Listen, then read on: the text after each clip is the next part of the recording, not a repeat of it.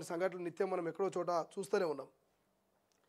ఇక కాళేశ్వరంపై దుష్ప్రచారం. మేడిగడ్డలో 85 పిల్లర్లో 2 పిల్లర్లే కుంగినాయి, దానికి బ్యారేజ్ మొత్తం కూలింది అంటున్నారంటూ హరీష్ రావు. కావాలని రేవంత్ సర్కార్ రిపేర్లు చేస్తలేదు. ఇక గోబెల్స్కు తాతలా ఉత్తమ్ మారిపోయాడు. కమిషన్ ముందు విచారణకు హాజరవుతాం, మాకేం భయం. కాళేశ్వరంతో నేరుగా 98,570 ఎకరాలకు నీళ్లు. తుమ్మిడిహేటి వద్ద ప్రాజెక్టు కట్టేందుకు కేసీఆర్ ఎంతో శ్రమించారు. రాజకీయ ప్రయోజనాల కోసం నాడు మహారాష్ట్ర సీఎం ఒప్పుకోలేదంటూ వ్యాఖ్య. కాళేశ్వరం ప్రాజెక్టుపై కాంగ్రెస్ పార్టీ రాజకీయం చేస్తుందని, కావాలని తప్పుడు ప్రచారానికి దిగిందని బీఆర్ఎస్ ఎమ్మెల్యే మాజీ మంత్రి హరీష్ రావు అన్నారు. బీఆర్ఎస్కు రాజకీయంగా లాభం చేరుకుందనే కాంగ్రెస్ నేతలు బురదలేందుకు ప్రయత్నిస్తున్నారు. మొదటి నుంచి కాళేశ్వరంపై దుష్ప్రచారం చేస్తున్నారు. మేడిగడ్డ బ్యారేజ్లో 85 పిల్లర్లుంటే కుంగింది 2 పిల్లర్లే. మిగతా బ్లాక్లని చెక్కు చెదరలేదు. కానీ బ్యారేజ్ మొత్తం కూలిందన్నట్లుగా సీఎం రేవంత్ రెడ్డి, మంత్రులు, నేతలు పదే మాట్లాడుతున్నారు అని ఆయన దుయ్యబట్టారు. ఇక మేడిగడ్డతో పాటు అన్నారం, సుందిల్లా బ్యారేజ్లను బ్లాకులుగా నిర్మించామని, మేడిగడ్డలో ఒక్క బ్లాకు మాత్రమే దెబ్బతిందంటూ మరి నిన్న హరీష్ రావు కాళేశ్వరం ప్రాజెక్టుపై పవర్ పాయింట్ ప్రజెంటేషన్ ఇస్తున్నటువంటి ఎమ్మెల్యే హరీష్ రావు అని ఇక్కడ మనకు వార్త కనిపిస్తుంది. సో కాళేశ్వరం కమిషను దాదాపు 113 మందిని, ఈటెల రాజేందర్తో కలిపి 113 మందిని విచారించింది.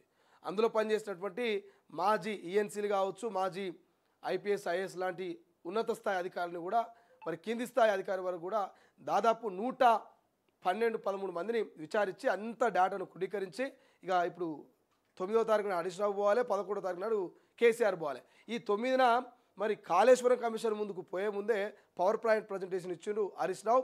కేవలం బురద జల్లే ప్రయత్నం చేస్తున్నారు. కాళేశ్వరం మొత్తం కూలిపోయింది, ఇక ఏం అసలు గింత కూడా పనికొచ్చే పరిస్థితులు లేదన్నట్టుగా గ్లోబల్ ప్రచారం చేస్తున్నారు ఉత్తమ్ కుమార్ రెడ్డి, ముఖ్యమంత్రి రేవంత్ రెడ్డి గారు.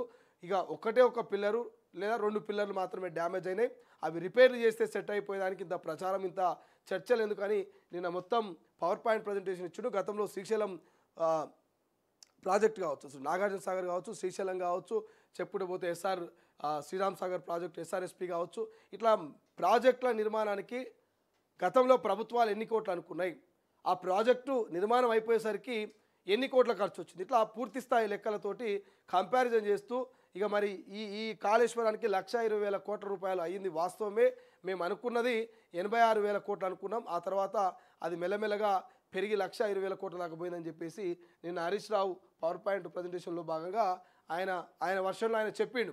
కాళేశ్వరం కమిషన్ ముందుకు పోతాం, మాకేమైనా భయమా, పోరాటం చేసిన వాళ్ళం, తెలంగాణ సాధించిన వాళ్ళం, మేము కమిషన్కు భయపడతామా అని చెప్పేసి నిన్న ఇక హరీష్ రావు కామెంట్ చేసింది. కాబట్టి చూద్దాం 9వ తారీఖు నాడు కమిషన్ ఎదుట ఏం హాజరవుతాడు, ఎట్లా చెప్తాడు, ఎటువంటి ఆన్సర్లు ఇస్తారు అనేది మనం 9వ తారీఖు దాకా వెయిట్ చేయాల్సినటువంటి అవసరం ఉంది. ఇక కాళేశ్వరం ప్రాజెక్టు నాటి క్యాబినెట్ ఆమోదం లేదని చెప్పేసి ఏమో తుమ్మల అంటున్నాడు. కాళేశ్వరం ప్రాజెక్టుకు నాటి క్యాబినెట్ ఆమోదం లేదని చెప్పేసి తుమ్మల కామెంట్ చేస్తున్నాడు. మరి తుమ్మల ఇప్పుడు అధికారంలోనే ఉన్నాడు, అప్పుడు అధికారంలోనే ఉన్నాడు. కాబట్టి మరి తుమ్మల ఏం చెప్తాడు, ఏం కథ చూడాలి. కాళేశ్వరం కమిషన్ మొత్తం డేటాని ఇస్తా అంటున్నాడు. ఈటెల తప్పుడు సమాచారం ఇచ్చినని కూడా మరి తుమ్మల అంటున్నాడు. కాబట్టి తుమ్మల ఏం చెప్పబోతాడో చూద్దాం. ఇక స్వేచ్ఛగా చూస్తే